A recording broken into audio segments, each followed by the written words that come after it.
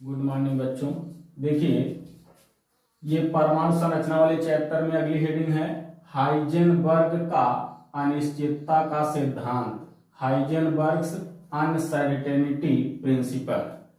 देखिए, एक जर्मन भौतिक वैज्ञानिक जिनका नाम वर्नर हाइजेनबर्ग था, इन्होंने 1927 ईस्वी में बताया कि कोई भी इलेक्ट्रॉन के समान यदि सूक्ष्म कण है तो उसकी स्थिति एवं वेग या संवेग भी कह सकते हैं, क्योंकि संवेग बराबर द्रव्यमान गुणे वेग होता है, तो उसकी स्थिति एवं संवेग का एक साथ यथार्थ पूर्वक निर्धारण संभव नहीं है। एक साथ दोनों का निर्धारण नहीं किया जा सकता है। तो यदि हम स्थिति का निर्धारण करते हैं तो उसके संवेग में अनिश्चितता है। अनिश्चितता का मतलब त्रुटि, कमी। और यदि हम संवेग का निर्धारण कर रहे हैं तो स्थिति में अनिश्चितता आएगी।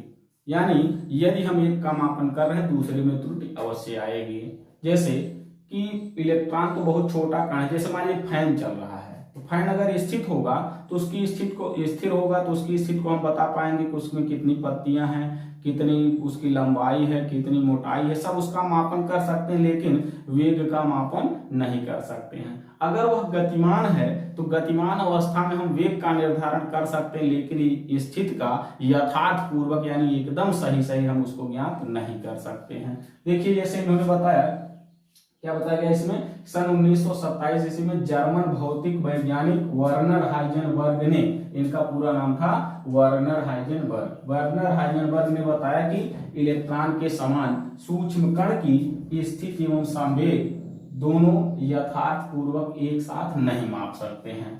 इस आधार पर इन्होंने एक सिद्धांत प्रस्तुत किया जिसे हाइजेनबर्ग का अनिश्चितता का सिद्धांत कहते हैं। इस सिद्धांत के अनुसार देखिए क्या है यह सिद्धांत, यही इसका जो इन्वर्टेड कॉमन दिखाया गया है, यही इसका मुख्य सिद्धांत है कि किसी गतिशील सूक्ष्म कण जैसे इलेक्ट्रॉन, प्रोटॉन, न्यूट्रॉन आदि की स्थिति एवं संवेग दोनों का एक साथ परम यथार्थ निर्धारण संभव नहीं है, या कह सकते हैं असंभव है।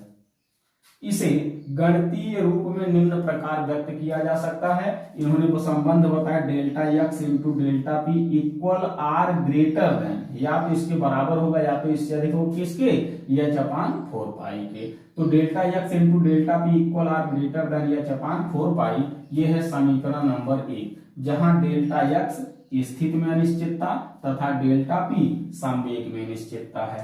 अतः स्थिति एवं संवेग में अनिश्चितता का गुणनफल सदैव स्थिर रहता है, ये सदैव स्थिर रहता है, तथा यह एच अपान 4 पाई के बराबर या उससे अधिक होता है, कम कभी भी नहीं हो सकता। यानी या तो इसकी एच अपान 4 पाई के या इसके बराबर होगा, यानी स्थिति में अनिश्चितता और संवेग में अनिश्चितता का जो गुणनफल है या तो एच अपान 4 पाई के बराबर होगा या उससे अधिक होगा, कम कभी भी किसी दशा में नहीं हो सकता, क्योंकि बताया गया क्या स्थिर होगा। यदि डेल्टा एक्स कम है तो डेल्टा पी अधिक होगा, यदि डेल्टा एक्स अधिक है तो डेल्टा पी कम होगा।